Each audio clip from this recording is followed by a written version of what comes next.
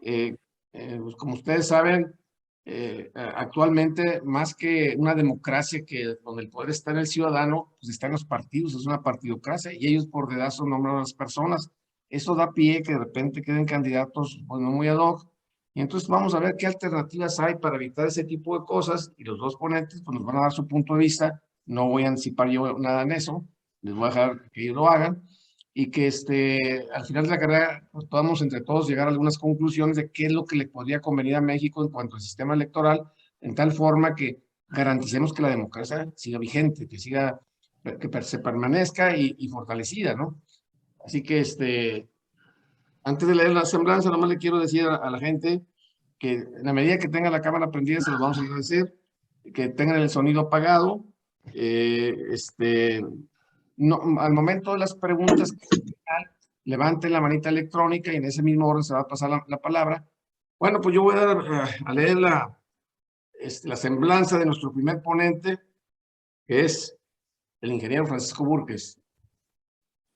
Francisco Burques Valenzuela, ingeniero industrial del TEC de Monterrey, máster en el IPADE en dirección de empresas, presidente de Coparmex en el noroeste en el 96, alcalde de Hermosillo por el PAN en el 2000, presidente del Consejo para la Promoción de Inversiones de Sonora, senador de la República por Sonora del PAN, representando al PAN, coordinador de política económica, grupo parlamentario del PAN en el Senado, presidente de la Comisión de Desarrollo Urbano en el Senado, empresario en diversos sectores, actualmente en manufactura de exportación, áreas de interés, economía, competitividad, urbanismo y geopolítica. Y él tiene una especie de eslogan porque, déjenme, cuento, un segundito. El que dice, empresario siempre y ocasionalmente político, algo así. ¿Cómo está, Pancho? ¿Cuál es el eslogan? Tu micrófono, Pancho. Más conecta el micrófono. A mí me ubican mucho como político porque es la parte visual, pues, ¿no? Que gente me ha visto en esas posiciones, pero realmente ha sido circunstancial y realmente no me la llevo bien con la política, nunca me la he llevado bien con la política y pues mi vocación realmente es de emprendedor. Excelente. Bueno, pues dice la semblanza y que el tema de esta tarde, y que van a abordar ambos en diferentes aristas, es procesos de elección de candidatos y gobernanza. Y bueno, pues dicho lo anterior, yo le paso la palabra a Francisco y pues 20 minutos, Francisco. Y voy a dividir mi plática en tres partes. Primero voy a mencionar algunas enfermedades de la democracia, porque parece ser que la democracia es una obsesión que tenemos y pensamos que la democracia es la que va a venir a resolver nuestras necesidades pues, de convivencia. Luego, una segunda parte con mejoras a la partidocracia, como bien lo dices tú, porque no tenemos una democracia. Y al final, y para mí es lo más importante, voy a mencionar los principios que considero yo que se requieren para construir una sociedad libre y virtuosa.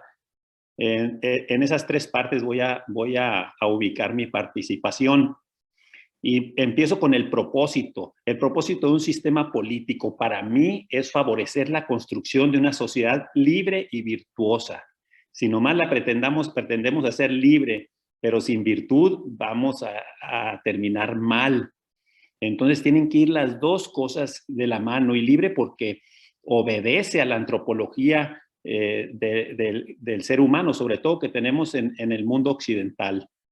Las enfermedades de la democracia, que yo considero, yo voy a mencionar a cuatro solamente. Primeramente, que estamos en una partidocracia en donde el poder es de los partidos y no del ciudadano. La democracia es una traición como tal el nombre, a su esencia.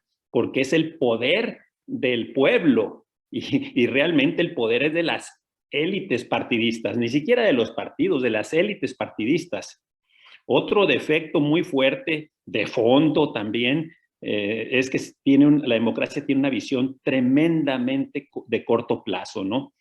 Podemos ver que el Paseo de la Reforma es el legado de unos cuantos años de un imperio, de un emperador que pues veía el diseño de esa vialidad como un legado transgeneracional, ¿verdad? Eso no lo puede hacer la democracia porque no puede ver más allá de 3 o de 6 años. Otro gran defecto. Toda democracia tiende al populismo clientelar. Aquí y en China, con el presupuesto público, con el presupuesto de todos, se busca mantener el poder y ganar la siguiente elección. Otra enfermedad de la democracia es que se legisla sobre síntomas y no causas, en sistemas muy complejos, multivariables. Por eso tenemos 150,000 regulaciones según la COFEMER, pero si nos ampliamos a las regulaciones y reglamentos municipales, yo pienso que es mucho más grande, obrando como una camisa de fuerza sobre los ciudadanos, ¿verdad? Que impide que nuestro país progrese. Dicho esto, pues me voy a una propuesta de mejoras a esta partidocracia, que atiende como mejoras y al sistema que actualmente tenemos, que yo diría que atiende los efectos, no las causas raíz dentro del sistema, ¿no? Entonces, es muy difícil pensar, o más bien tenemos que pensar que si hacemos a cada síntoma una solución, pues lo único que vamos a hacer es generar un problema mucho mayor. Los partidos pues tendrían que ser abiertos para que garanticen libre afiliación, para quitarle el poder a las cúpulas. Entonces, tendríamos que pensar en la actual democracia sin que esto signifique que son soluciones de fondo, repito y lo subrayo. Los partidos tienen que ser abiertos y garantizar la libre afiliación como instituciones de interés público. Y porque a fin de cuentas el sistema de partidos les da una patente de corso. Entonces tienen que tener obligaciones de hacer. El segundo punto de mejora, en la segunda propuesta que diría yo que hay que atender, es flexibilizar el registro de nuevos partidos para evitar los oligopolios. En Estados Unidos son 2 partidos y se reparten el poder, y en México son 3, 4 partidos que se reparten el poder, y pues cuando no hay competencia, hay incompetencia, y cuando hay un oligopolio, abusa del consumidor, en este caso del ciudadano, que es el consumidor de los servicios políticos. Yo no estoy a favor de las coaliciones porque pues, son totalmente electoreras y no obedecen ni representan a un proyecto de gobierno. Sí a las segundas vueltas. Que desaparezcan con esto también los partidos que no tengan un mínimo respaldo. Y si estamos hablando de un sistema abierto, pues va a haber más facilidad para entrar, pero también habrá una criba natural. El INE debe de organizar elecciones primarias definitivamente para romper, y Carlos lo va a tocar este tema porque él lo ha trabajado mucho, para romper ese control de las cúpulas partidistas, porque el ciudadano vota pero no elige, o sea, nomás escoge de los candidatos que ya previamente seleccionaron las cúpulas partidistas y que son los que van a ser futuros gobernantes. Ya sabrán con quién traerán compromiso, no con los ciudadanos, van a traer compromisos con dichas cúpulas y con las personas que les ayudaron a llegar. También planteo 0 subsidio público a partidos. Es un incentivo perverso. Con ese dinero se compran las candidaturas y se hace política al interior de los partidos, provocando que salga la peor gente, los operadores políticos más perversos. Y por supuesto que junto con esto tiene que ir un control de donaciones. Alberto. Traté de hablar ahorita, Roberto, He con estado él. tratando de comunicarme con él, estoy diciendo que se conecte por el celular. Pero lo que pudiéramos hacer en lo que logra reconectarse, pues a lo mejor es que Carlos Angulo continúe con la ponencia y luego ya... Con todo gusto. ¿Verdad? Se me hace lo mejor. Bueno, pero debería leer antes la semblanza, ¿no crees? Adelante. Si en ese momento se conecta el señor, pues hacemos un paréntesis. Más déjame abrirlo, aquí lo tengo en el teléfono. Un segundo.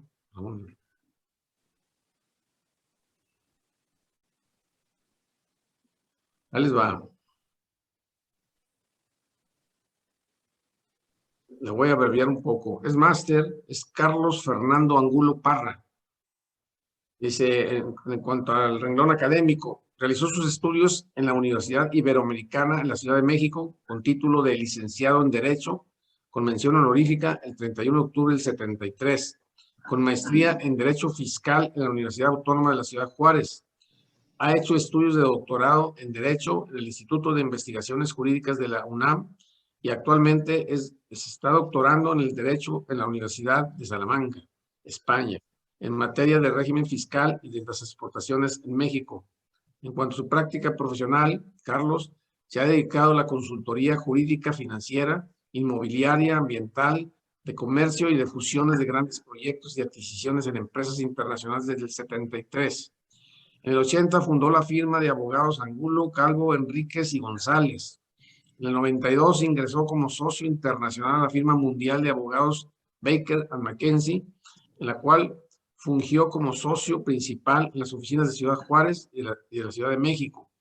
Formó parte de los grupos de práctica de corporativo, fusiones y adquisiciones, comercio exterior, telecomunicaciones y energía. Fue participante de los grupos de práctica mundial de competencia económica, de comunicación y de energía, autor del capítulo de maquiladoras en el libro Mexican Law for the American Lawyers, editado por la Universidad de San Diego. Fue el coordinador del libro Doing Business in Mexico de Juris Publishing. Participó activamente en la promoción de inversiones extranjeras en el norte de México. Dirigió el grupo de práctica de fusiones y adquisiciones y corporativo en Latinoamérica para la firma y fue integrante de la Comisión de Apelaciones Mundial para la resolución de conflictos entre socios de la firma y actualmente es socio jubilado en dicha firma. Y finalmente, puestos, actividades académicas. En la academia ha sido catedrático de diversas materias jurídicas y de historia en la Universidad Iberoamericana, en el Instituto Tecnológico Regional de la Ciudad de Juárez, Instituto Tecnológico de Estudios Superiores en Monterrey, Campus Juárez y en la Universidad Autónoma de Ciudad Juárez desde el año 2002 al 18. Fungió como coordinador del Diplomado de Energía y es catedrático de la Maestría de Derecho Empresarial en Régimen Jurídico de la Industria Maquiladora y Manufactura de Exportaciones. Adelante, Carlos. Muchas gracias por todo. Muchas gracias.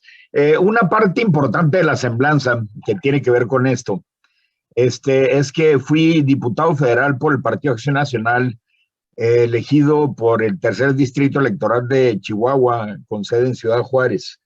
Y estando en esa posición, presenté la iniciativa que les voy a presentar, que les voy a exponer sobre elecciones primarias.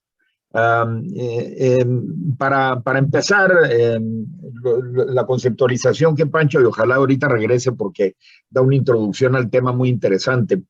La conceptualización que Pancho Burques tiene es muy acertada, sobre todo si nos enfocamos a esta, digamos,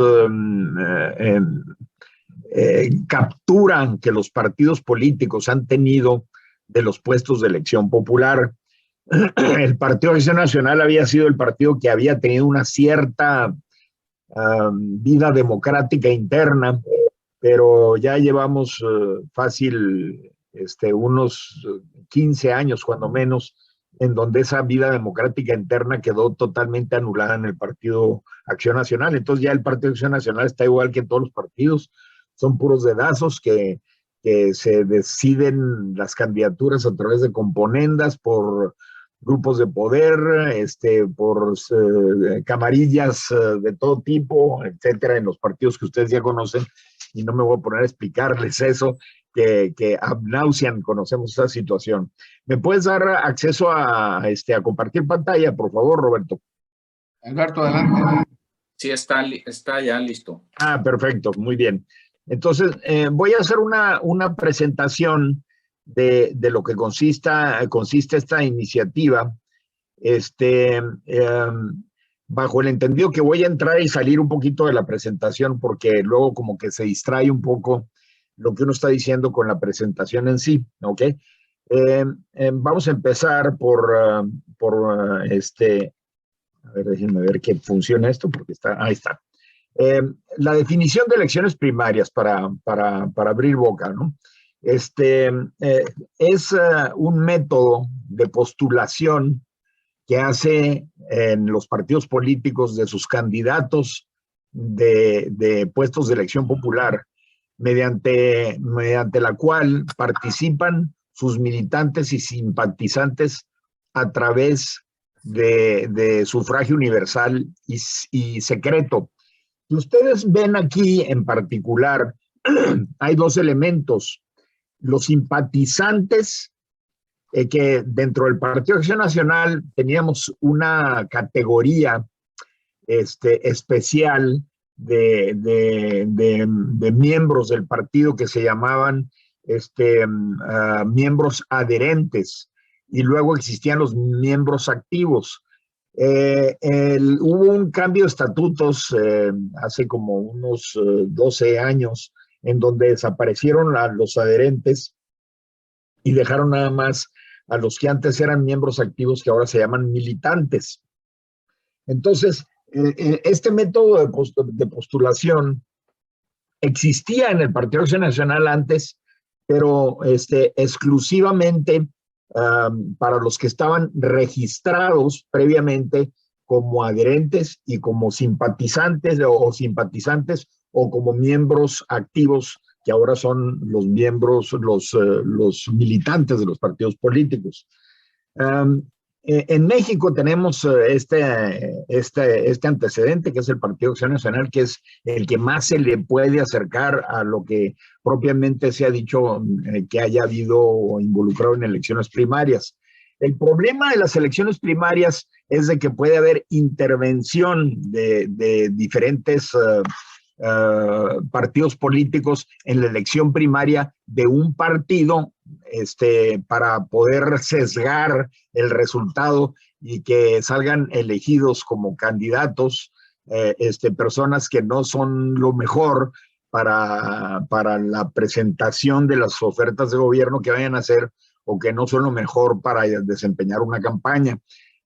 Y eso sucedió en el Partido Acción Nacional. El caso más emblemático que tenemos fue uno en donde intervino inclusive el Tribunal Electoral del Poder Judicial de la Federación, que fue la elección de Javier Corral Jurado al Senado de la República, y su competidor era Cruz Pérez Cuéllar, que curiosamente Cruz Pérez Cuéllar actualmente es el presidente municipal del municipio de Juárez, de donde yo soy, pero postulado por Morena.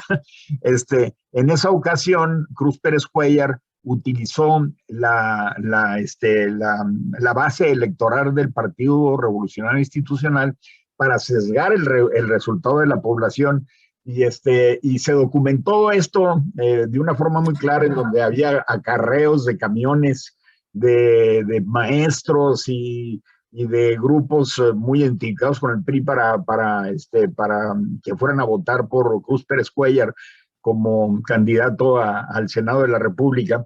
Y se documentó de tal forma bien esta situación, que el Tribunal Electoral del Poder Judicial de la Federación, en su sala de Guadalajara, y luego fue ratificado por el federal, por la sala superior, determinó que pues se anulaba la elección porque había habido un sesgo en ese sentido sumamente grave, ¿no? Entonces es el antecedente que tenemos. Las ventajas de las elecciones primarias son las siguientes. En primer lugar, la propuesta de elecciones primarias es de que se llegue a aplicar a todos los partidos políticos de una manera obligatoria, para que en un solo día, una jornada electoral de elecciones primarias, todos los partidos políticos lleven a cabo estos procesos de selección de candidatos. Los militantes de cada partido solo pueden participar en las elecciones primarias de su propio partido. Entonces recuerden, los partidos políticos tienen a sus militantes y tienen a sus simpatizantes. Sus militantes, los militantes de los partidos políticos, ya están ellos en un padrón interno del partido que está registrado en el INE, pero los simpatizantes no. Y esta es una nueva modalidad que se agregaría.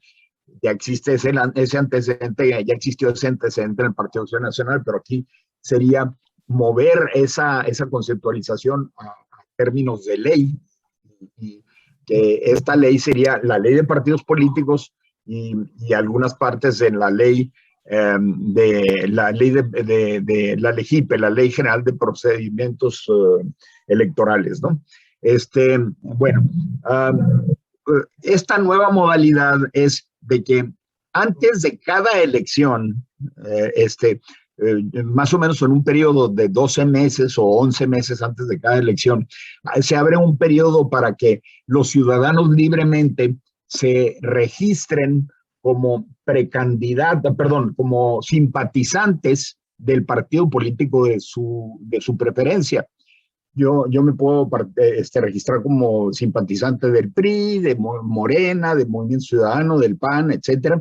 Y cuando ya me registro de esa manera, no soy miembro del partido, pero soy oficialmente simpatizante del partido. En el momento de la jornada electoral de la elección primaria, yo tengo que acudir a la casilla correspondiente del partido político en el cual yo me registré como simpatizante. Para los militantes no hay necesidad de hacer un registro previo porque ya hay un registro que está establecido en el padrón del propio partido, que está registrado en el INE. Luego, se lleva a cabo, todos los partidos políticos se someten a la postulación de sus candidatos al mismo procedimiento. Es decir, no hay variación en el procedimiento. Los militantes de cada partido solo pueden participar en las elecciones primarias de su propio partido si son militantes o del partido del cual se registraron como simpatizantes en ese registro previo, ¿no? El INE maneja y controla las elecciones primarias de cabo a rabo en todos los aspectos. Se establecen centros de votación. En este caso, yo había puesto establecer 4 centros de votación por cada distrito electoral urbano y uno en cada municipio cuando un distrito abarque varios municipios.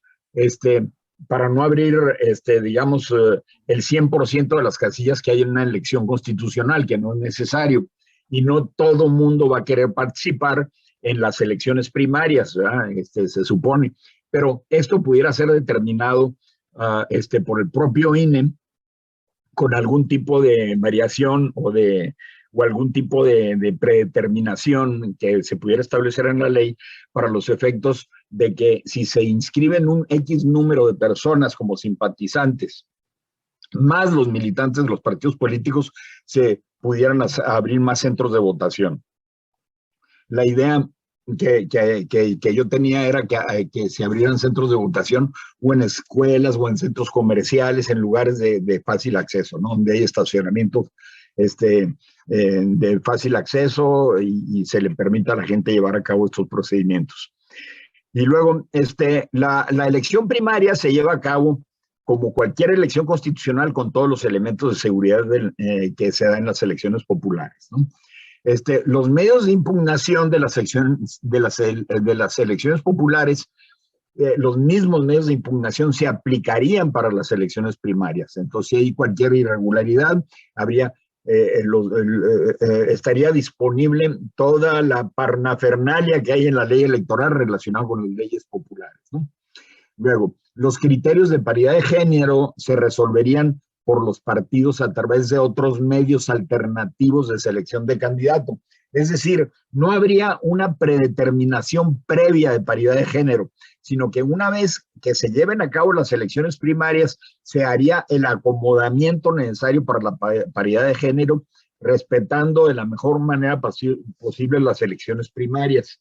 Ahí habría un cierto nivel de discrecionalidad de los partidos políticos para ajustarse a la paridad de género, pero por el otro lado habría oportunidad de que todo mundo participara independientemente de su género, ¿no?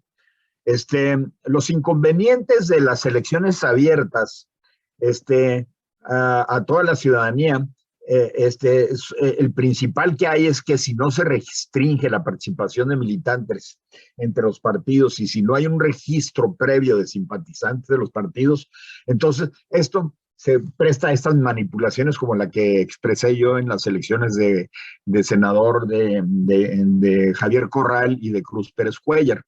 Entonces,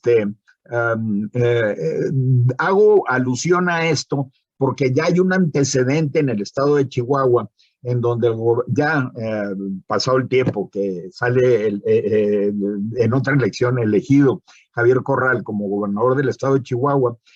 Javier tiene a su candidato preferido, que es el senador Gustavo Madero, que trata de impulsar a como de lugar, hasta trató de meter a la cárcel a la actual gobernadora del estado de Chihuahua, Maru Campos.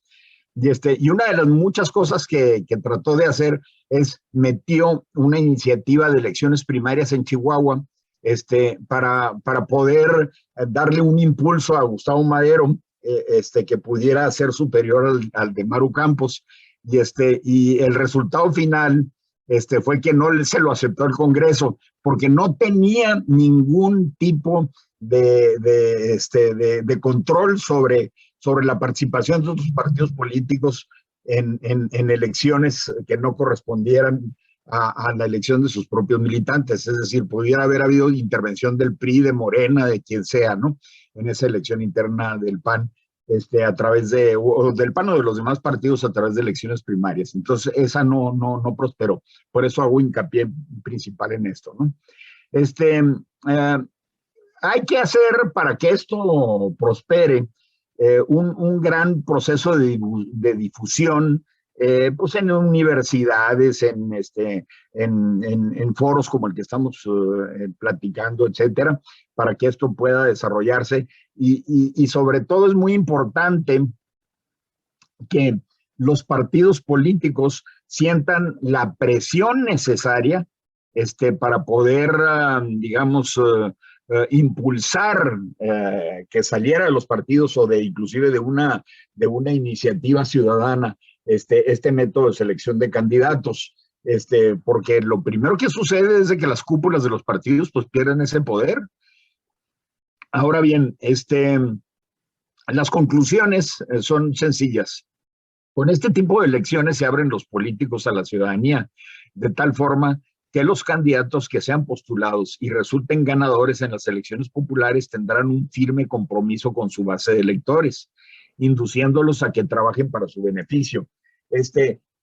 Ustedes imagínense que todas las candidaturas, desde regidores, presidentes municipales, diputados locales, diputados federales, senadores, gobernadores y el presidente de la República mismo saliera elegido como candidato de cada uno de los partidos a través de este método.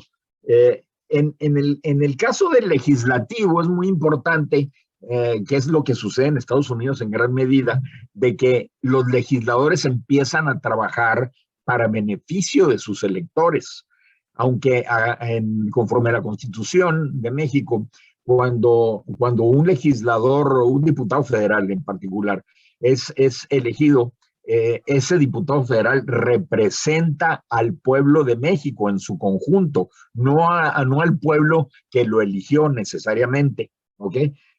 Sin embargo, si hay una relación causa-efecto de que yo fui elegido por los habitantes de mi distrito desde las elecciones primarias como candidato, existe una fuerte inducción para que el diputado pues cambie su conducta y no necesariamente siga los derroteros que le marquen las dirigencias de los partidos políticos, sino se torna una relación muy directa entre diputado federal y electores que estuvieron involucrados desde su elección primaria, ¿no? Se evitan las exclusiones de los ciudadanos capaces y comprometidos a llevar a cabo pues las acciones necesarias de un diputado o de un funcionario de elección popular. Se abre la competencia democrática, teniendo como resultado el aumento de la participación ciudadana, tanto en los electores como en personas que deseen entregarse el servicio público. Es decir, al estar involucrado la ciudadanía directamente desde la elección del candidato, eso induce a que haya una mayor participación ciudadana durante los procesos electorales y durante el desempeño del funcionario público de elección popular en el trabajo para el cual fue elegido. Una vez terminado el proceso de postulación a través de primarias, los partidos quedan en libertad de realizar los arreglos políticos correspondientes con los precandidatos perdedores. Es decir, a los candidatos perdedores se les puede inducir a que sean suplentes, a que hay algún tipo de ajuste político que se puede llevar a cabo. Hay ciertos pendientes que hay que tomar en cuenta como llamadas de atención. Hay que determinar claramente las reglas de registro de precandidaturas, porque ahí pudiera estar el demonio de la maña de los dirigentes de los partidos políticos de no permitir una apertura sana de las precandidaturas, ¿ok? Porque antes necesita ser uno precandidato para que sea luego elegido como candidato. Establecer reglas para gastos de precampaña, regular de una forma expedita la resolución de conflictos en los procesos de precampaña y en el resultado de las elecciones primarias. Poner candados a los partidos políticos para que no se cierren en la aceptación de precandidaturas. Esos serían los pendientes que tendríamos en este aspecto. Y con eso termino. Le doy oportunidad a mi querido amigo Francisco de que termine su exposición, y con esto redondeamos el tema para luego abrirnos a preguntas y respuestas. Muchas gracias. Gracias, Carlos. Adelante, Pancho.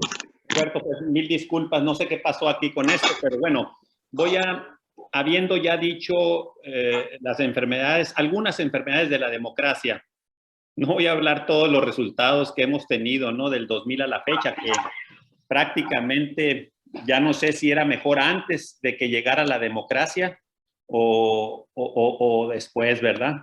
Por lo que hemos visto a través de estos 20 años del 2000 al 2022, estos 22 años. Pero bueno, la otra son las mejoras que mencioné a la democracia, que atienden efectos, no causas raíz dentro del sistema. Aún las elecciones primarias no dejan de ser más que una aspirina que no resuelven los problemas de fondo de este sistema democrático o de cualquier sistema político, porque lo que se busca es que el ciudadano tenga el poder, y no hay otra manera de tener el poder en las manos del ciudadano si no es libre y responsable de hacer su vida como lo juzgue conveniente. Entonces voy a entrar a los principios para construir una sociedad libre y virtuosa en donde cada ciudadano tenga el poder de las decisiones. Llamémosles democracia o evolucionemos en otro sistema, pero a fin de cuentas tiene que contemplarse la correcta antropología del ser humano, ¿verdad? Es fundamental. No voy a entrar en detalles de tener una buena antropología del ser humano, solamente les voy a decir que o confiamos en la persona y le damos la libertad y aceptamos que debe de ser libre y responsable de su vida. No podemos limitarle lo que ni Dios se conservó para sí. O sea, nosotros somos libres, inclusive pues se le llevó a Cristo a la cruz y se le privó de la vida. O sea, imagínense cómo ahora un político viene a hacer lo que, o a pretender hacer y arrebatar esa libertad, ese libre albedrío que viene desde la creación del ser humano, ¿verdad? Y entonces ese es un pensamiento, o el otro pensamiento es el que pues hay que conducir al ser humano, ¿verdad? Porque como decía Yuval Harari, el famoso escritor de libros, que el ser humano es un ser animal violento que desequilibra el orden natural porque a su paso genera extinción de otras especies. Por ello requiere de orden y control de autoridad. Ya sabremos lo que vamos a construir alrededor de esto, ¿verdad? Entonces, yendo por los principios para construir dicha sociedad libre y virtuosa, el segundo punto sería que la Constitución debe de ser para garantizar los derechos naturales de todo ser humano, a la libertad, a la propiedad y a la vida. Y eso es lo que debería de hacer la Constitución, ¿verdad? Y en libertades, pues hay libertades de expresión y una serie de libertades que el ser humano, en uso de su responsabilidad, deben de ser garantizadas por la Constitución. Y el gobierno debe ser limitado. Para eso debe ser la Constitución, y en México es al revés. Es para hacer al gobierno poderoso y al ciudadano limitado. Es al revés las cosas, ¿verdad? Por otro lado, pues yo podría expresarlo de la siguiente manera: tanto poder, libertad y responsabilidad para el ciudadano como sea posible, y tan solo el gobierno que sea indispensable. Otro principio es la descentralización, máximo en un mundo con tanto cambio vertiginoso. Se tiene que descentralizar para poder responder y el ser humano poderse adaptar. Los sistemas dentro de los órdenes de gobierno deben de provocar que el gobierno local tenga la mayor parte de las funciones, todas aquellas que puedan ser desarrolladas por el gobierno local tienen que hacerse, ¿no? Y luego estatal y al último federal. La misma descentralización de las decisiones debe de ser hacia el ciudadano. Todo lo que pueda hacer la sociedad civil y el ciudadano por sí mismo es mucho mejor a que lo haga el gobierno. La economía debe ser libre, de libre comercio. En el centro debe estar el consumidor, debe de tener opciones. La competencia hace que el consumidor se beneficie, y en una economía libre, el pez chico le gana al pez grande, y no como sucede hoy en una economía altamente regulada. Se van generando oligopolios y es donde viene la concentración económica. Las finanzas, y aquí ojo, por lo que está ocurriendo ahorita en el mundo, deben de ser con cero deudas, cero inflación, cero déficit.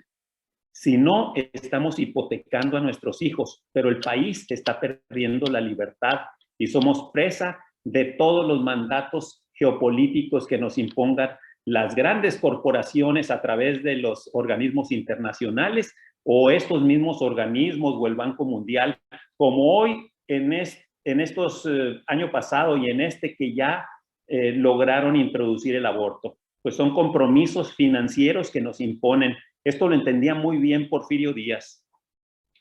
También se debe tener un impuesto único. El gobierno no debe de ser costoso y el fruto del trabajo de la gente no puede ser llevado en grandes cantidades para mantener los aparatos burocráticos, porque después quienes deben de velar por nuestros derechos son quienes nos los quitan.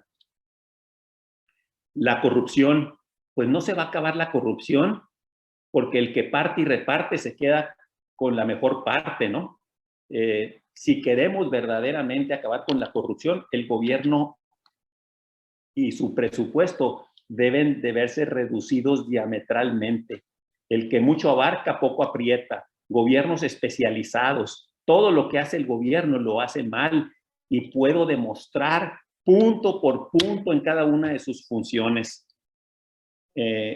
La democracia representativa no debe de ser para otorgar cheques en blanco para las ocurrencias de los legisladores. Así se legisla. Un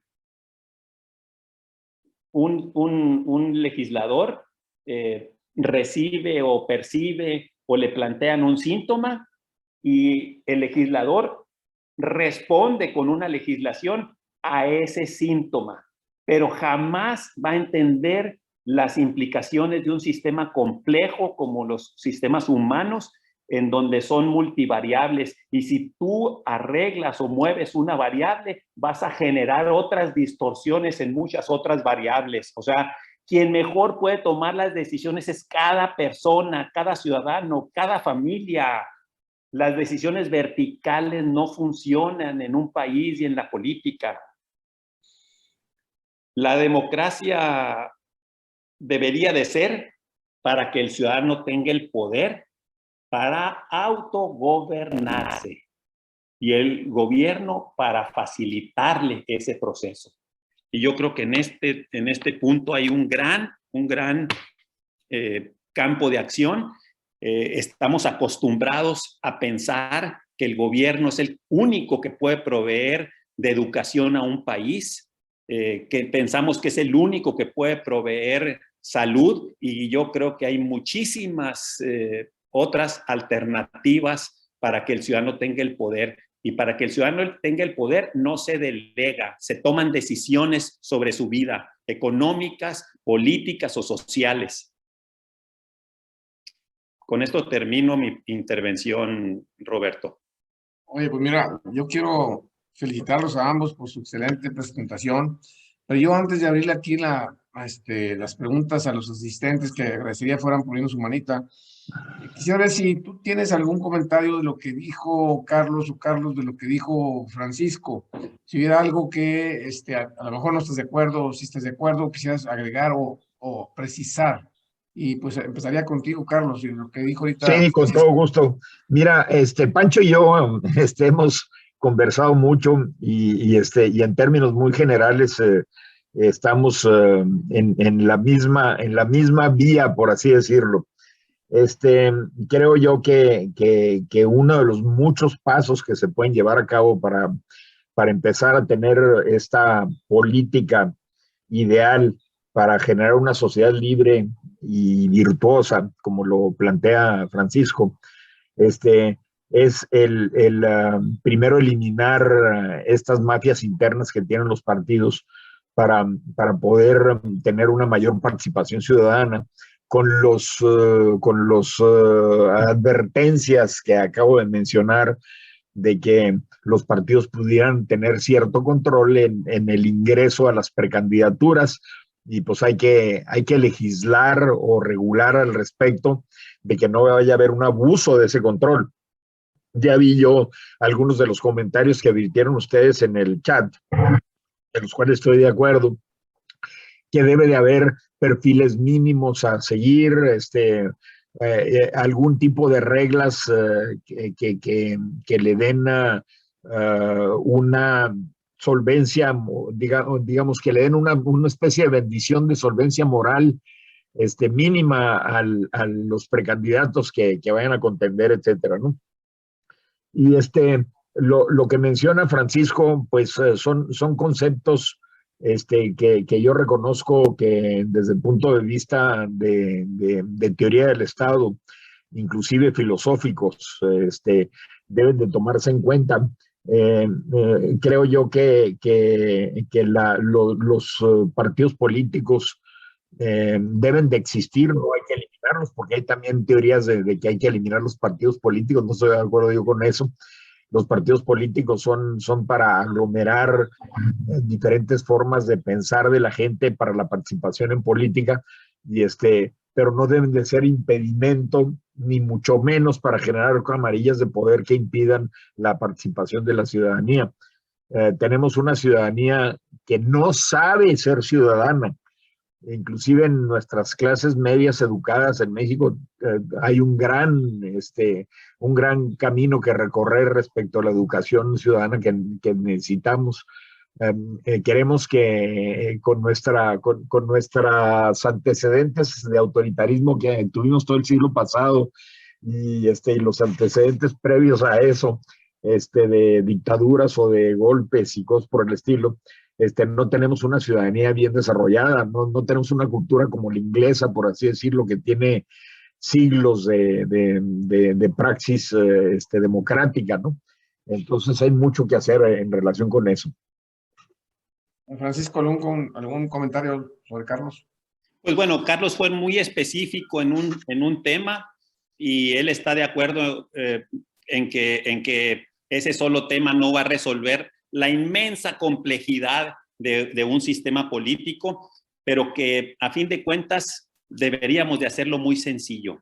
¿Quién decide sobre tu vida? ¿Tú o un político? Exacto. ¿Te representan o tú te representas a ti mismo? No más que, pues, desgraciadamente, ninguna oferta política en México piensa como yo. Bueno, El principio de subsidiariedad, que es al que alude Francisco, y me dice si estoy equivocado en la interpretación, pues es esencial, o sea, tanto gobierno como sea necesario, ¿verdad? Y tanta sociedad como haya niveles de libertad para dejarla actuar. Tenemos un colega, Jeffrey Jones, que tiene una forma de pensar muy similar a la tuya, Francisco. No sé si has charlado tú con él, Sí. que pues es un libertario, ¿no? Porque esto es una teoría política libertaria al máximo, ¿no? Creo yo que esto se puede llevar a cabo sobre todo a los niveles municipales, empezar desde los niveles municipales, desde la población donde uno vive, etcétera, y ir subiendo, ir contaminando la política con esta libertad hacia la virtud poco a poco, ¿no? Pero pues hay muchas formas en que se pudiera hacer esto. Yo no sé, Francisco, entrando en la praxis, ¿qué se te pudiera ocurrir de Pues, empezar con esto? La democracia, pues, fue presentada hace 200 años, ¿verdad? Ya después de la Ilustración. Fue un proyecto político para sustituir a las monarquías. Pero bueno, ahora, antes nos dirigían pues gente que desde que nacían eran educados para ello, y hoy pues nos dirige un López Obrador o un Peña Nieto, ¿verdad? Entonces, ya a los 3 años se va, o a los 6 años se va, depende si es municipio o estado, ¿no? Entonces, yo ya pasé y hice toda la lucha desde adentro del sistema por quererlo cambiar. La democracia tiende a la descomposición. Aún y en Estados Unidos, que nació con una buena constitución, una democracia que en mucho representaba lo que yo decía aquí. Al final, hoy la democracia de Estados Unidos está controlada por un grupo de poder económico, y ahí están el lobbying de la industria armamentista, de los laboratorios, y es increíble, pues, cómo ha cambiado esa democracia. Pues en Europa se la está acabando esa democracia, ¿no? Y cada vez esa democracia se aleja más del ciudadano. Entonces yo creo que no hay manera de resolver la democracia. En todo el mundo está deteriorándose. Entonces necesitamos resolver el paradigma desde la demanda, no desde la oferta política. El ciudadano tiene que entender que él tiene que tener el poder y no lo puede delegar en los políticos, y que si algo tienen que hacer los políticos es aquello para lo cual los ciudadanos pues no pueden ser juez y parte: impartir justicia, dirimir controversias. Es el Estado de Derecho, y díganme si no es lo más mal que hacen nuestros gobiernos. Entonces, pues si no hace lo fundamental, todo lo demás lo puede hacer mejor la sociedad civil. pero a ver, Pancho, y bueno, ambos, Tú partiste ahí de que se requerían de hombres virtuosos, los cuales no hay, o hay muy pocos. Entonces, ¿qué estamos destinados ya al fracaso? No hay manera de poder esto enderezarlo.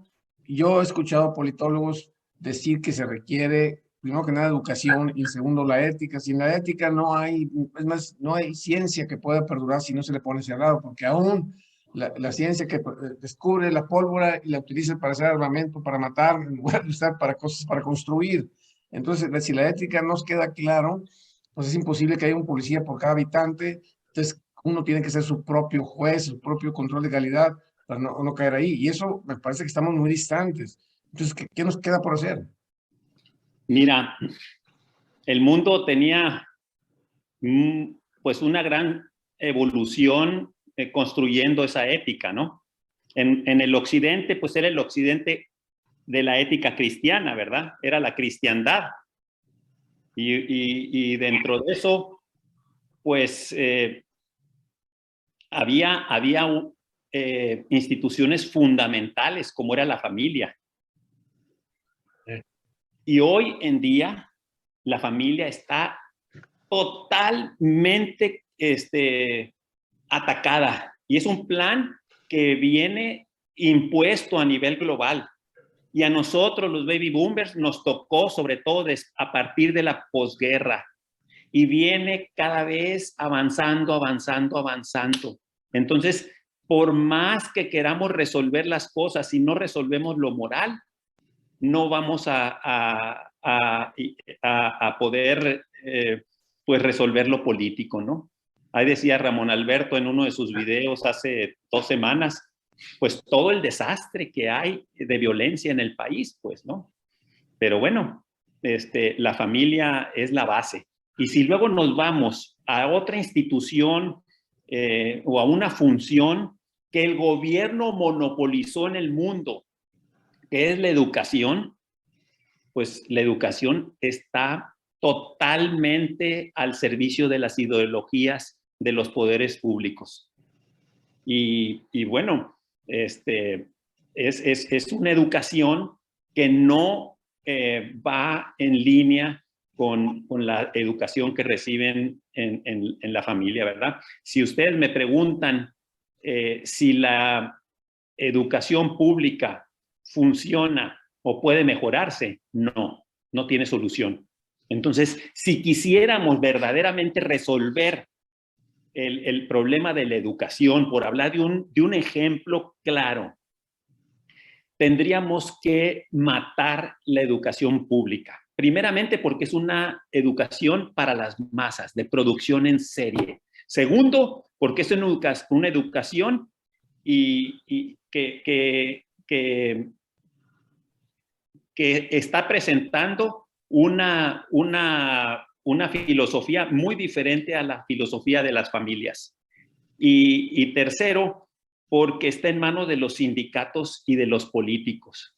Entonces, la calidad educativa no va a poder ser. Si quisiéramos pensar en qué solución debería de haber, pues tendríamos que pensar que habría que darle la fuerza a las familias y el subsidio que se da, se le debería de dar a las familias para que ellos escogieran dentro de una intensa competencia de escuelas la oferta que más satisfaciera sus creencias, sus capacidades, sus gustos y sus necesidades. Una de las principales cosas que debe de atacarse es precisamente el dominio del poder del dinero, incluyendo en el aspecto de las elecciones primarias.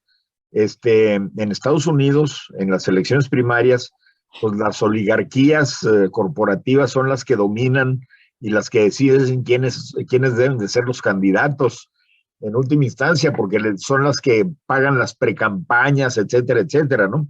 Entonces, la regulación estricta de ese aspecto es esencial. Voy a poner un ejemplo de nueva cuenta con el Partido Acción Nacional. cuando se cometió el despropósito, también propuesto por Javier Corral, por cierto, de abrir la elección del jefe nacional del PAN, del presidente nacional del PAN, al voto directo de toda la militancia del partido,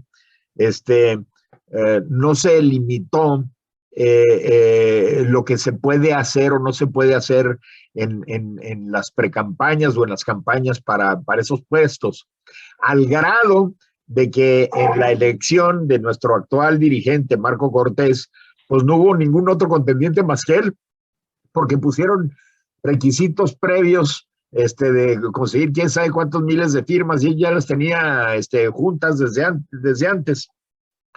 Entonces, o sea, está todo esto lleno de trampas, ¿no? Y lo que debemos de hacer es empezar como a minar, en una mina empezar a querer sacar oro, pues hay que empezar desde lo más esencial para ir abriendo brecha poco a poco, ¿verdad? Yo soy un poquito, tengo una visión de irnos paso a paso, ¿no?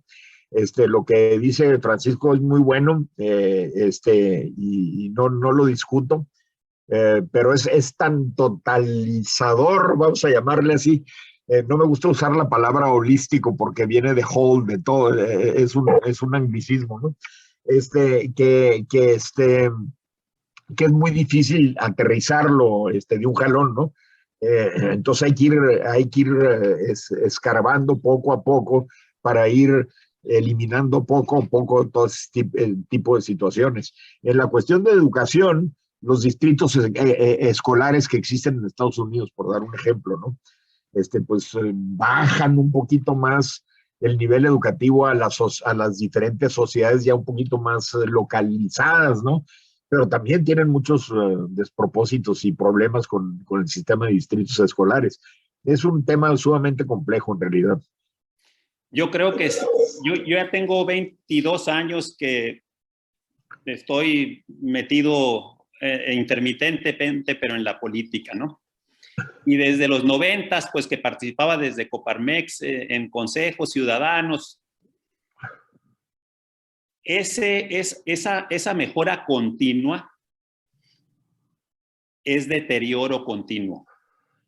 Entre más dinero se le ha metido a la seguridad pública, antes no había seguridad pública. Después ha habido dinerales para la seguridad pública, está peor. Entre más leyes para combatir la corrupción, institutos, ya les dije, está peor. Y pues me puedo ir punto por punto, y el Seguro Social está más quebrado que nunca. Entonces, pues si quisiéramos avanzar pretendiendo hacer lo mismo que hemos venido haciendo desde que llegó la alternancia, a mí me tocó ser alcalde de la alternancia junto con Fox, y los 10 años anteriores estuve luchando, era joven y le metía muchas ganas a querer que cambiara todo y pensar que era una varita mágica la democracia, el poder de los ciudadanos, ya no va a ser el PRI el único que reparte el pastel. ¡Oh, sorpresa! Yo hoy ya no soy un apasionado de la democracia. Soy un apasionado de que el poder lo tenga el ciudadano. Pero ese trabajador que hoy recibe su salario, una parte se la lleva el gobierno sin que él esté de acuerdo o opine para la salud. Otra parte se la lleva para la vivienda, aunque no necesite vivienda. Otra parte se la lleva para la X, ¿no? Ya ni me acuerdo por todas las partidas. Y luego de lo que te queda, para el ahorro, para el ahorro. O sea, todo eso es falta de libertad. El ciudadano sabe mucho mejor cómo gastar su dinero. Y lo que te queda luego, cuando gastas, te lo quita con el IVA, ¿verdad? Entonces, mucho más de la mitad del ingreso de un ciudadano, pues no lo decide él, lo deciden los políticos. Y México tiene 40 años creciendo al 1% per cápita. en la era de los mayores avances tecnológicos en la historia de la humanidad. Entonces, por eso soy tan radical, porque lo otro ya me di cuenta que no funciona. Yo prefiero trabajar con los ciudadanos que trabajar con los políticos. Los políticos no van a cambiar nada. Desde adentro no se puede cambiar nada. Por eso yo no creo en aspirinas. Oye, Pancho, a ver, ahí estás comentando algo que hay alguien aquí, Alberto Rodríguez, que hace el comentario de que el cambio no es inmediato. Lo importante sería cuáles son los pasos intermedios para lograr una mejor calidad educativa donde se desarrolle el pensamiento crítico y la voluntad de participar en asuntos políticos. O sea, a lo mejor tú querías de golpe y porrazo hacer el cambio y dices tú, oye, no, pues vamos a hacer ir construyendo una serie de pasos para llegar a eso. Yo soy muy amigo de Juan Carlos Romero Hicks y creyeron y él es especialista en eso y se juntaron todos los interesados en hacer esos cambios en educación. Pues ahora está peor la educación. Entonces, y le metieron la palabra calidad educativa ahí. Y créeme que es evolutivo el deterioro. O sea, es que les cuesta mucho trabajo a la gente entender que el sistema no se puede mejorar. Y desgraciadamente les tengo que dar esa noticia. El sistema no se puede mejorar si no cambias el paradigma. El paradigma, mientras siga siendo educación pública en manos de los sindicatos y con una filosofía de ideologización de la persona para controlar su mente, no va a haber cambios. El único cambio que puede haber verdadero es que las familias controlen la decisión de dónde se educan sus hijos. Y si queremos repartir el presupuesto público, tendría que ir a ellos. Pero ¿cómo lograr eso, Pancho? Si el mismo padre no está educado, pues, ¿y cómo va a educar bien al hijo si él no fue educado bien? Entonces es una degradación. Sí, pero la gente quiere mucho a sus hijos y yo te puedo decir que si pensamos que el político sabe más que la gente pobre, les recomiendo que lean el libro Beautiful Tree que hizo James Tully. Se lo recomiendo ampliamente. Es una documentación de un experto del Banco Mundial que fue por todo el mundo por varios años dando cuenta de las magníficas experiencias de educación privada para pobres. Mucho mejor que la educación pública que les ofrecían los gobiernos en China, en África, en Latinoamérica, etcétera. Y así como esa, les puedo decir muchos otros ejemplos de cómo se combate la pobreza, que no es con repartos de dinero público, sino generando soluciones para la gente pobre, ¿no? Como la Fundación Social de Colombia. Tengo más de 30 años estudiando todas esas cosas y casi te puedo asegurar que hay magníficas soluciones para resolverlo desde la sociedad civil. Pero bueno, pues los políticos nos tienen enganchados. Vamos un segundo. Ramón Alberto se quiere conectar. Alberto, a lo mejor está pidiendo entrar y no se la dan. Por aquí tiene Fernando Elizondo que quiere hacer una pregunta. Mientras le dan entrada a Ramón Alberto. ¿Cómo están? Muy buenas tardes. Fernando, gusto saludarte. Buenas Igualmente, tardes, Fernando. ¿Cómo están? Bien, Fernando. Oye, muy interesantes los planteamientos. Yo tengo 2 o 3 comentarios o preguntas. Primero, en relación con la iniciativa de primarias. Un punto que surge ahí es, ¿cómo le haces para regular las campañas de las primarias? Porque ahorita ya ven que hay una limitación tremenda en los actos de precampaña, los actos anticipados de campaña, el financiamiento de las campañas. Entonces no se puede abordar una cosa sin abordar lo otro. Indudable. Yo creo que la clave es, más que tratar de limitar el financiamiento de las campañas, regular cómo son las campañas, porque digo, hay países en donde las campañas son papelitos pegados en los postes y 4 o 5 debates y se acabó, ¿verdad? Exactamente, le diste el clavo, Fernando. Mi idea en relación con la regulación de las campañas o vamos a llamarle precampañas, porque las campañas son las populares, ¿no? De la regulación de las precampañas. Es de que fuera algo como lo estás tú planteando, que fueran ciertos debates nada más, que no hubiera ninguna parnafernalia de andar repartiendo volantes y cosas por el estilo y espectaculares, y que todo eso estuviera limitado y que hubiera 2, 3, 4 debates en donde se expusieran los proyectos, ¿no? Para evitar precisamente el dispendio gigantesco de recursos y el dominio de la mercadotecnia, etcétera, pagada, que pone en desventaja, por desgracia, principalmente a los más capaces, ¿no? Y pone en ventaja a los más incapaces y bonitos y que hablan muy padre, etcétera. Y a la hora del desempeño de las funciones públicas, pues son un fracaso, ¿no? Pone en ventaja a los más tramposos. Así es, efectivamente. Yo quisiera comentar, Fernando, que el problema es que el sistema es cerrado.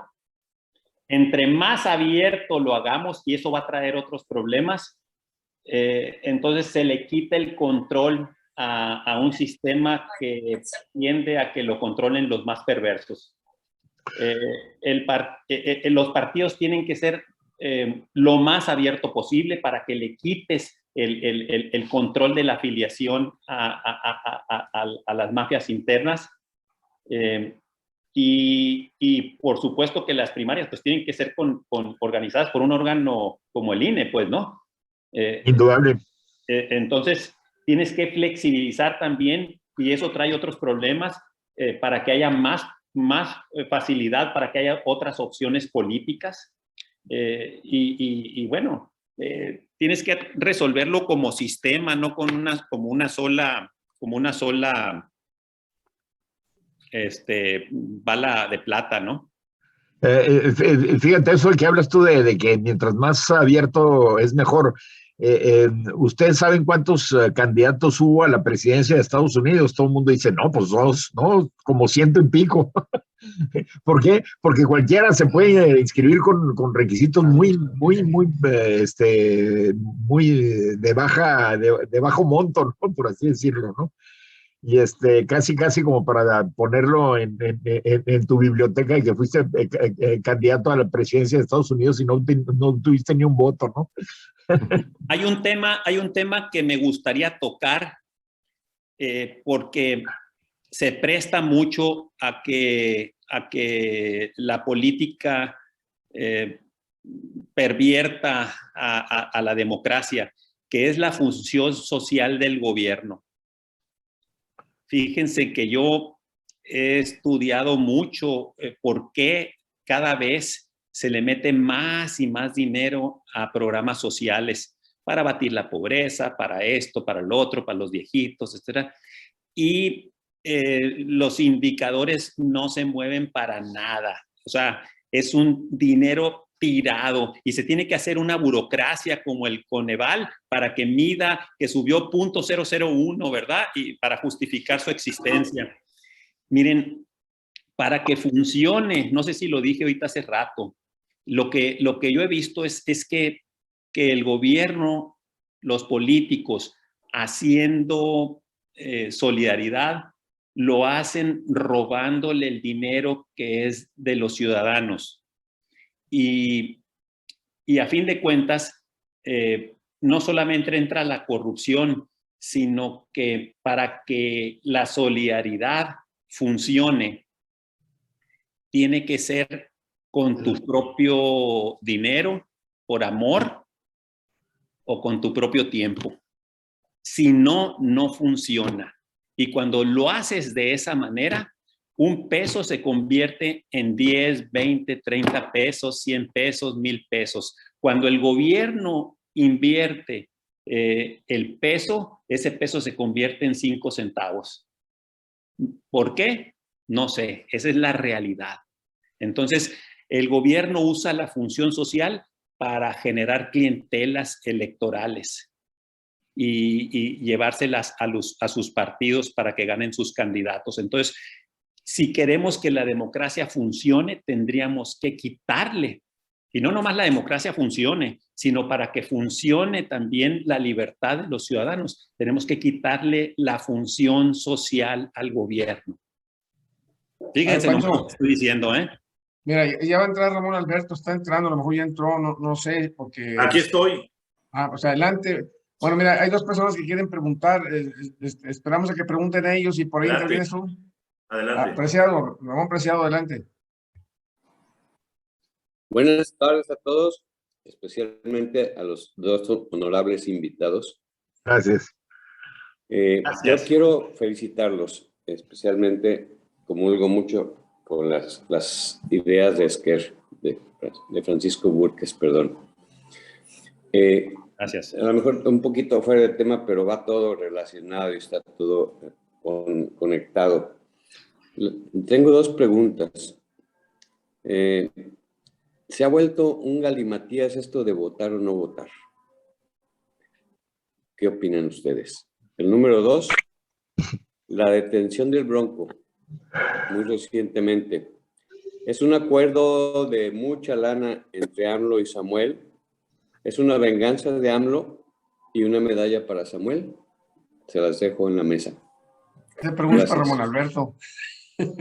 La segunda es para Ramón Alberto y la primera para Carlos. Ya sabía que me ibas a embarillar, Francisco. Mira, Ramón, yo soy de los muy pocos, y me van a decir que soy un imbécil, pero que yo creo en el ejercicio del derecho que me da la Constitución de correr a una persona corrupta, malvada, perversa, que no sirve para nada, que está destruyendo el país, de la presidencia de la República. Y si hubiésemos en el siglo pasado, hubiésemos tenido el criterio que tanto experto nos ha expresado ahora, de que no vas a ganar, entonces no votes porque no vas a ganar, nunca hubiéramos logrado lo que sucedió en el año 2000 en México. La abstención, para mi forma de ver, nunca va a ser el camino para salir adelante. No lo de atrás, de aquí arriba. Ramón Alberto, ¿contestarías tú la del Bronco? Pues mira, yo creo, primero una disculpa a todos, porque básicamente pues el periodismo es el periodismo y no lo controlamos, y este hecho que pasó a mediodía pues nos trajo fuera de circulación y nos obligó a dar muchas entrevistas a medios nacionales y extranjeros, pero ya estamos aquí. Y bueno, no podía haber caído en mejor momento esta detención, porque básicamente, ¿de qué estamos hablando?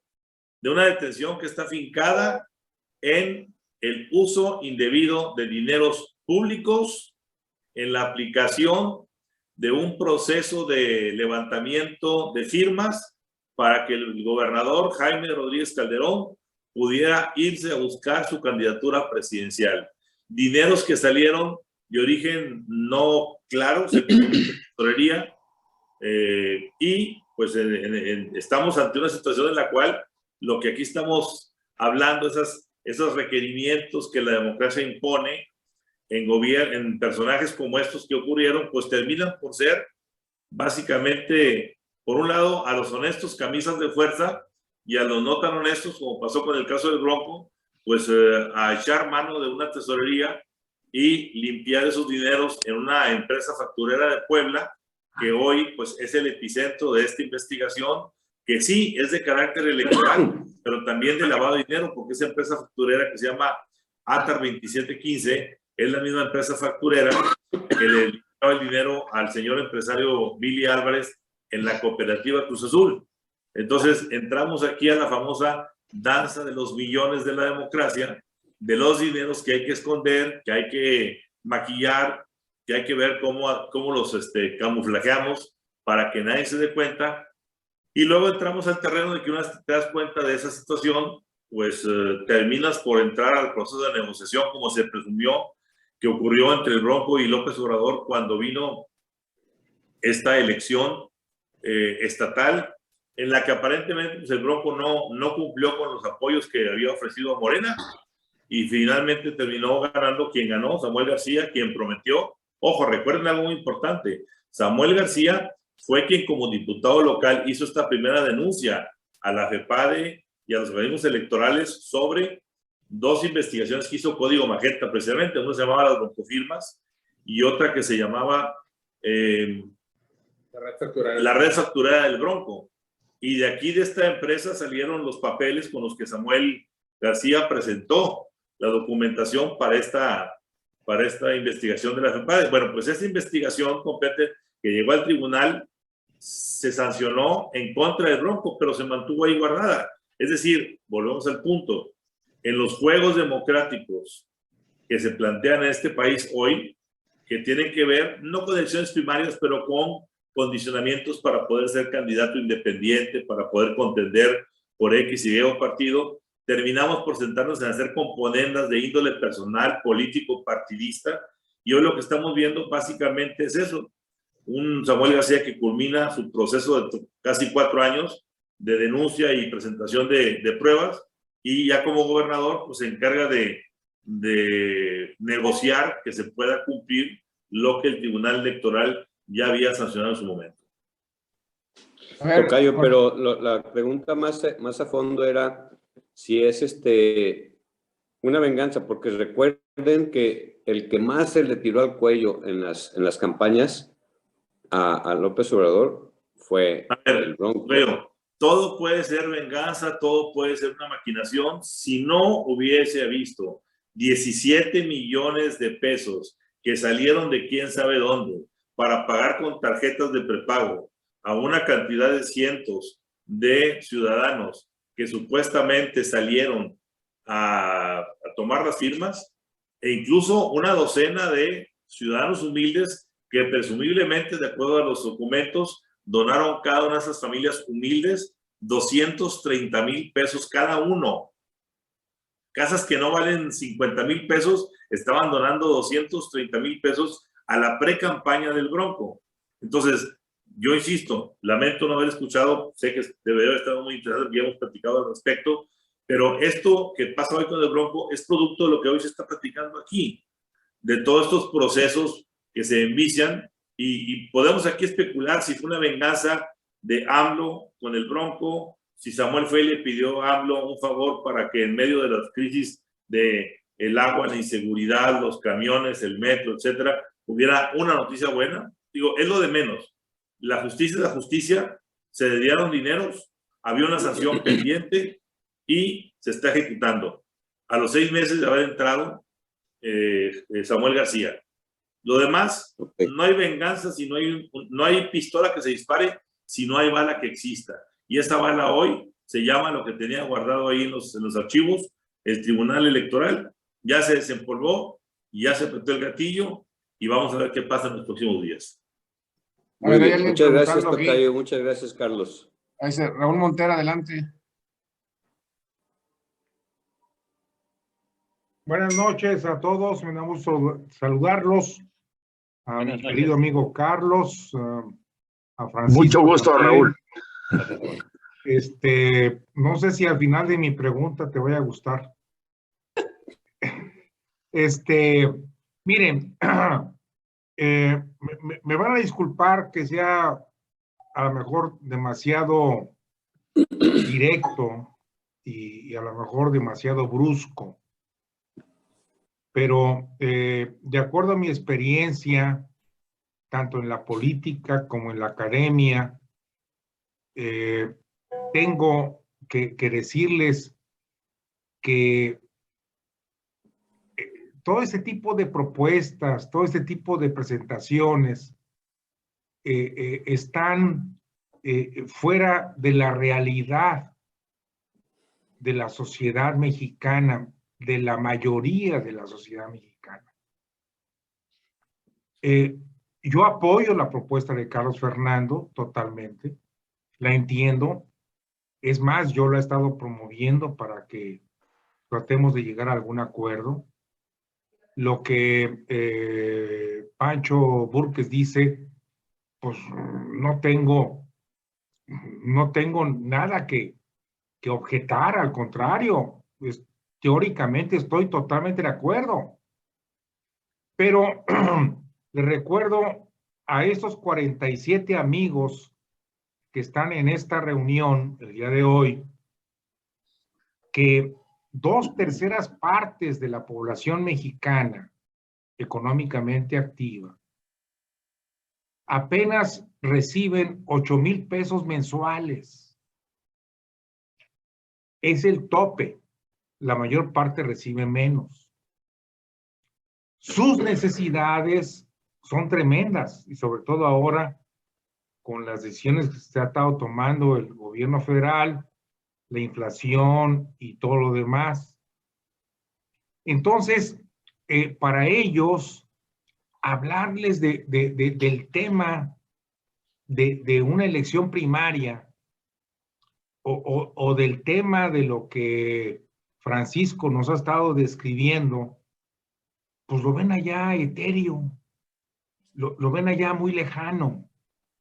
Y no es porque no lo entiendan, sino porque simple y sencillamente su día al amanecer es buscar cómo salvan el día para poder llevar sustento a su casa. ¿Cómo pueden resolver el problema de perseguir la chuleta y llevarla a su casa, a su familia, a sus hijos y a todos los demás? Entonces, yo creo que está bien que discutamos este tipo de temas, no lo critico, pero tenemos que, a esta ecuación, tenemos que añadirle el factor de lo que está viviendo la población mexicana, que es lacerante, mis amigos, créanmelo. Y no crean ustedes que yo me flagelo y nada, no. Yo lo comparto porque lo estoy viviendo con muchas gentes a mi alrededor. Entonces, lo que tenemos que buscar es una serie de soluciones que nos permitan encontrar un mejor sistema político mexicano que realmente resuelva los problemas tan graves de la población mexicana. Y yo creo que, y yo me pongo en la cabeza, es una asignatura pendiente de nuestra generación que no hemos sabido resolver el tema de la gran brecha de la distribución de ingresos de los mexicanos. Ese para mí es un tema fundamental. La cuestión ideológica la apoyo. Yo estoy totalmente seguro que ningún país, ningún grupo puede salir adelante si no tiene una solidez ideológica. Pero también tenemos que ver la forma práctica hacia abajo. No me quiero convertir, no en una mañanera, en una tardeada para sermonear en este tema. Lo único que los invito es que también veamos que para poder divulgar, mejorar y hacer que nuestra sociedad progrese, tenemos que resolver otros problemas materiales también que son muy importantes. Y el 2024, mis amigos, el 2024 es una estación, yo le llamo estación, figurándome el recorrido de un tren, en donde tenemos que llegar los mexicanos para resolver una serie de problemas muy graves y tener la oportunidad no de escoger a lo mejor al mejor presidente o presidenta de México, pero por lo menos sí que tengamos el compromiso como ciudadanos de empezar a transformar el fondo de este país, y la única forma de hacerlo creo que sigue siendo la ciudadanía. Esa es mi intervención. Gracias. Pancho, adelante. Me gustaría responder a tu inquietud, a tu pregunta o a tu comentario. Y bueno, pues no estaba en el alcance del tema del foro, pues, pero yo creo que a fin de cuentas si no hay progreso, pues no hay democracia, pues no, porque la democracia va a ser cada vez menos legítima, ¿verdad? Porque a fin de cuentas debería de servir o el sistema político para mejorar la vida de la gente, ¿no? Yo me voy al tema de competitividad, porque la inversión es la solución. La competitividad es la capacidad de atraer y retener inversiones locales o nacionales o internacionales, chicas, medianas o grandes, ¿verdad? Es la única manera de generar verdaderas soluciones, que es el empleo. Son medios de subsistencia. Entonces, si analizamos la competitividad de México, nos vamos a ver que en la competitividad fiscal, el sistema fiscal por complejo y por costoso está en el lugar 114 de 144 países. Es un comparativo que tengo viejo, ¿no? Entonces, desde el punto de vista fiscal, nomás ese elemento que comparándonos con otros países que compiten todos por las inversiones, nos damos cuenta que el 60% del empleo está en la economía informal. ¿Por qué? Porque le cobran muchos impuestos y entonces pues no podrían subsistir esos empleos dentro de la economía formal. Y bueno, nos vamos que el 70% de las unidades económicas del país, que son las pymes, que son las verdaderas empleadoras de este país, están en la economía informal. Porque si estuvieran bajo las regulaciones y bajo el sistema fiscal de México, no existirían. Entonces, bendita informalidad, pero pobre informalidad, porque no permite ni siquiera tener acceso al financiamiento ni a otras muchas cosas y alternativas. Ahí te estoy dando dos soluciones. Si queremos, y voy a decirlo de manera muy fácil, yo hice propuestas desde el Senado de hasta cierto nivel de salario, cero impuestos. Y lo mismo te digo de las micros. O sea, quítales la camisa de fuerza, quítales el costo y súbelos arriba de la mesa. Por eso es que mi planteamiento es de un impuesto único, pues no, que fuera un IVA y nomás cobrar un IVA y no cobres a las empresas, no cobras al trabajo. Pero bueno, tendríamos que tener un gobierno mucho más chiquito. Por supuesto que para acabar con esa pues lacerante situación de la pobreza no es el gobierno. Eso es lo que se ha hecho en el pasado y cada vez se hace más. Y si hablamos de la desigualdad, pues ese no es el problema es la pobreza, porque pues hay que ir a Monterrey, ¿verdad? A Nuevo León. Pues es el estado más desigual que hay en el país. Bendita desigualdad, porque el obrero, los de más bajos salarios ganan 3 veces más que el promedio nacional. Entonces, eso es lo que yo podría decir otra vez. Si queremos que haya una economía fuerte, que genere empleos y más empleos, generan mejores ingresos porque hay más competencia por trabajadores, entonces fomentemos la inversión, sobre todo de los pequeños. Y el gobierno tiene que hacerse chiquito para que la sociedad sea grande. Yo hice mi cálculo cuando entré al Senado y los ingresos fiscales del gobierno, cuando iniciamos en el 2012, y luego lo saqué a finales ya en el 5º año, el ingreso del gobierno por impuestos per cápita era el doble. Entonces el gobierno en 6 años creció la aspiradora de los recursos de la sociedad en el doble. A ver, está Raúl Telles, quiere hacer una pregunta. Quisiera nada más agregarle una cosa a Raúl, Adelante. de las observaciones que hizo.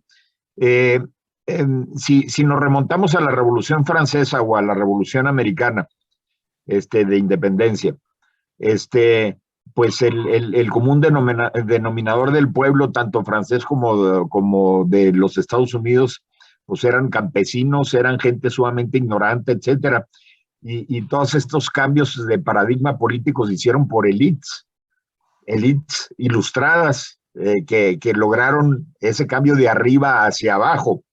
Entonces, el hecho de que el que anda persiguiendo la chuleta nomás va a seguir persiguiendo la chuleta, pues ahí va a quedar. Los cambios no se van a hacer por esa gente, los cambios se hacen de arriba hacia abajo, los cambios de paradigma político. La pregunta, Carlos, ahí nada más para agregar, es si nuestra élite está ilustrada, porque cada sexenio le sorprende. Cada sexenio le sorprende la realidad y andan buscando candidatos de última hora para ver si pueden hacer una oposición. Totalmente de acuerdo. Para las 12. Así es, Ramón Alberto. Y esto es muy peligroso, ¿verdad? Por lo que está viéndose en el mundo. Así es. Yo le decía a Ramón Alberto que me tocó ver una entrevista de Slim con Carlos Salazar. Slim, y es lo que pude extraer yo, ¿no? Decía que el problema, y no, bueno, me refiero a la parte negativa de esa entrevista, porque habló también de las pequeñas empresas que están como un gran potencial ahí, ¿verdad? Esa es la parte positiva, pero me voy a esto, ¿no? Y eso es muy, muy peligroso. El problema es que los gobiernos no están conduciendo al ciudadano y a la economía, ¿verdad? Entonces, fíjense nomás, está pensando en que el gobierno es la solución, ¿verdad? Así piensan las élites, porque las élites terminan controlando a la política y a los gobernantes, ¿verdad? Con su dinero, ¿no? Pero pone como ejemplo como sí lo está haciendo China. Entonces, imagínate. Cuidado, o sea, está cañón, o sea, lo que está sucediendo en China con un estado totalitario, ahora con todo el censorship government, pues con todas las redes y con todo el dinero digital. O sea, está cañón lo que está pasando en China. Y entonces, sí, eres libre para hacer economía como tú quieras y poner tu tienda, pero en el momento en que no estás marchando al mismo son que te está tocando el gobierno, te dejan de permitir comprar alimentos o no puedes volar en avión o te van restringiendo por el score social y económico con el cual te ranquean, ¿verdad? A través de la inteligencia artificial. O te fusilan, Pancho, o te fusilan. O te fusilan, pues, ¿no? Es increíble lo que al grado en que estamos llegando, ¿verdad? Eso es sumamente peligroso. Y está más perfeccionado, porque las mafias de ayer son las nuevas mafias perfeccionadas de hoy. Únicamente le echaron agua bendita desde el nuevo gobierno y dejaron de ser mafias en los libros de antes para convertirse en los favoritos proveedores de los servicios que se les cayeron en la Ciudad de México y que ahora están construyendo en toda la ruta Maya. Además debe interrumpirlos porque ya casi llega la hora límite sobre todo de Carlos, que se tiene que separar, y hay una persona que está preguntando, quiere hacer una pregunta y quisiera pasar Raúl Telles. Raúl Telles, adelante. Más conecta el micrófono. Sí, muchas gracias. Pues les agradezco mucho todas sus intervenciones, muy interesantes y muy buenas e inspiradoras. Yo hice una pregunta en el chat y es, siendo más práctico, como manifestó don Raúl Morter, es qué hacer para evitar las dictaduras de las mayorías. Es decir, esto de que hay muchos pobres que con las campañas presidenciales sobre todo, que les ofrecen, los engañan, les ofrecen cualquier cosa y lo agarran porque agarran lo que sea. Y se viene eso que se llama la dictadura de las mayorías, que ya fue anticipado y previsto en la democracia en América por este autor Tocqueville. Y es como ganó López Obrador y es como ganó Hitler. Los dictadores se han hecho muchas veces por mayoría de votos, porque hay una población que no sabe y que piensa en un beneficio inmediato, engañada la mayoría de las veces, pero así ganan. Yo creo que este es un punto muy puntual, pues que habría que atacar. Sobre todo, ahorita estamos con el problema de este señor que tenemos, ¿verdad? Y puede venir otro igual o peor. Nada más. Muchas Mira, gracias. a mí se me ocurre así un resultado práctico para evitar esos populismos, ¿no? Tanto Trump, que se vio involucrado y a lo mejor lo sacan de la carrera en el asalto al Capitolio, y como López Obrador, que desconoció una elección que perdió, ¿verdad? No deberían de tener nunca la oportunidad de volverse a postular como candidatos. Esa es una posible solución de esos populismos, ¿no? Pero no sé qué opine Pancho. Mira, yo creo que tocaste el tema de fondo de la democracia y no lo metí yo entre las enfermedades de la democracia. O sea, si no tenemos un gobierno limitado constitucionalmente en sus funciones, la dinámica propia del poder es crecer, es igual que las burocracias. Entonces, si no lo limitamos, van a estar decidiendo hasta asesinar a niños indefensos en el vientre de sus madres por mayoría. La vida no está sujeta a la democracia. La mayor parte de los aspectos de la vida de una persona no deben de estar sujetos a la democracia. Hay derechos naturales eminentes. Ahí está Putin, de ¿verdad? la persona. ¿Perdón? Ahí está Putin. Putin lo que está haciendo ahorita. Pues bueno, ahí hay otra lectura también que es otro gran tema, ¿verdad? A Putin, según yo, no le conviene la guerra. Es un país muy chiquito, pero bueno, lo están orillando, ¿no? La OTAN tenía 15 países, ahora tiene más de 30 y están a sus puertas. Es otro tema. Entonces, pues es otro tema, ¿no? Quisiera yo, Roberto, antes de que me agarren a bachas, como decimos acá en Juárez, aclarar una cosa que Carmina Cantú me comentó, de que era una consulta de revocación de mandato. Quiero ya nada más aclarar una situación jurídica de fondo. No es consulta. Este es un procedimiento de revocación de mandato por pérdida de confianza. Así es lo que dicta la Constitución y así es lo que dicta la ley de revocación de mandato. No es consulta, es un procedimiento que se inició por personas, unas manipuladas, otras no, otras con plena conciencia, por pérdida de confianza al presidente de la República. Y no es una consulta, es un procedimiento para correr al presidente. Nada más quería yo nomás aclarar eso. Voy a volver a subrayar la democracia no respeta a la minoría más pequeña, como decía Ayn Rand, que es el ser humano, el individuo. Y hace rato lo mencioné, pero bueno, si Dios en la antropología cristiana, si Dios nos dio libre albedrío y nos hizo libres, ¿por qué van a decidir mi vida por mayorías? A ver, yo nada más quiero hacer un comentario ahí al respecto. No estamos solos en el asunto del populismo y los López Obradores que llegan al poder. El mundo como planeta trae una crisis de liderazgo muy severa, producto de esa fractura democrática, de cómo incorporar a esas mayorías abandonadas o ilustradas, ¿sí?, al proceso democrático que requiere de pensamiento, requiere de interacción y de debate. Y hoy el debate se está dando en territorios antes desconocidos que eran el mundo digital, las redes sociales, en donde todo mundo tiene acceso a todo tipo de opiniones y se toman lo que quieran. Eso nos trae a tener gobiernos no solamente de América Latina, como el de Argentina, como el de Venezuela, como el de Perú, ahora el de Chile, como el de México, no digamos los centroamericanos, no digamos el gobierno que tuvo en su momento Trump, Boris Johnson en el Reino Unido, Pedro Sánchez en España.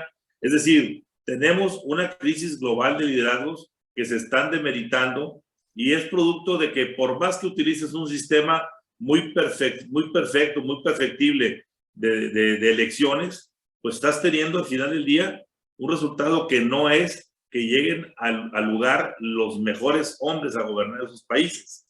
Y es un problema sistémico, repito, que no es exclusivo de México. Yo quisiera hacer un comentario. Adelante. Es algo relativo a lo que comentó Raúl Telles hace rato, y es algo que he estado leyendo últimamente, que resulta que antes los países cobijados por la ahora Rusia, pero desde la época de la Unión Soviética ya había empezado esta tendencia, se han dado cuenta que no es la vía de las armas la que los lleva al poder y a controlar sus países, sino que la mayor parte de las personas que mencionó Ramón hace ratito tienen que ver con elecciones ganadas democráticamente. Ahora, ya no van a las armas, ya no es el Che Guevara de patria o muerte venceremos. Astutamente, ahora buscan ganar las elecciones y colocarse ahí los populistas. Y de los 7, 8 que mencionaron antes, pues 6 de ellos fácil llegaron por ese camino, ¿verdad?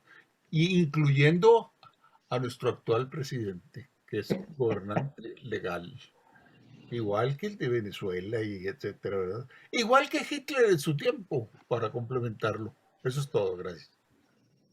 Pues, hay una última pregunta, Fernando, cierra con broche de oro. Gracias por el broche de oro. Yo quería comentar nada más que coincido mucho con lo que dijo Ramón Alberto respecto a que este es un fenómeno global, porque fue global el fenómeno de democratización en la segunda mitad del siglo XX, democratización del mundo. Se eliminaron muchas dictaduras y regímenes autoritarios y de partido dominante y se instalaron democracias. El problema de la democracia, y para mí esta es la clave, si la democracia es el gobierno del pueblo, pues la calidad de la democracia depende de la calidad del pueblo que tengas.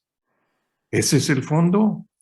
Entonces, pues claro que si el pueblo no está a la altura del sistema, pues va a ser un desastre. Igual que si dijéramos que gobierne el más viejo, pues cuando nos toque que el más viejo es un tarugo, va a ser un desastre.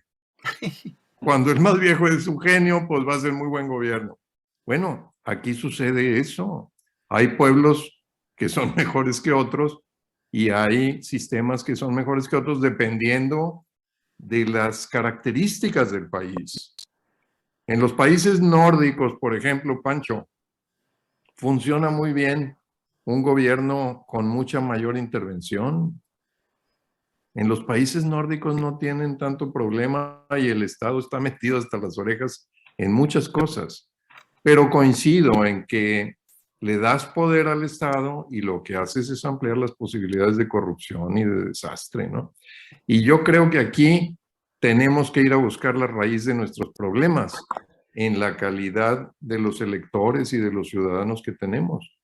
Y, sorry to tell you, pero es una tarea, una brega de eternidad. Necesitamos formar mejores ciudadanos. Y eso no surge solo. Se necesita una labor muy intensa.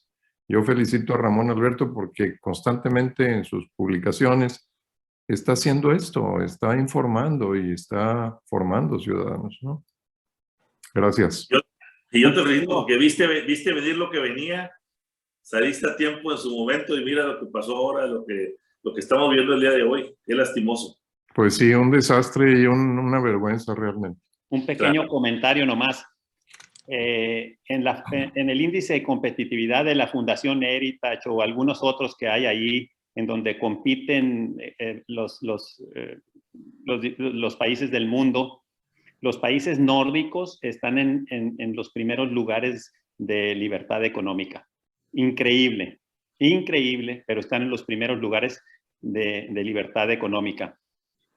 Lo que sí hacen los países nórdicos es cobrar altos impuestos a las personas físicas, ¿verdad? Y con ese recurso sí tienen un Estado, un gobierno benefactor, pues, ¿no? Con muchos servicios. De bienestar. De bienestar. Pero las empresas, la economía y las regulaciones y todo lo que tiene que ver con la competitividad y la libertad económica están muy bien, por eso crecen. Entonces, incluso eso vino porque se estaban metiendo muchas regulaciones y en los 90 empezaron a tener unas crisis tremendas y corrigieron. Y en el caso de estos países, pues son países muy libres en sus economías. No le ponen las camisas de fuerza al ciudadano que se la ponen muchos otros países, ¿no? Nomás quería hacer esa anotación. De acuerdo con eso, Pancho. Perdón, yo quisiera agregar nomás algo a eso. Sí es cierto todo eso, Francisco, pero hay un factor demográfico que es muy importante. Esos países son con una población relativamente pequeña y que no tiene gran crecimiento.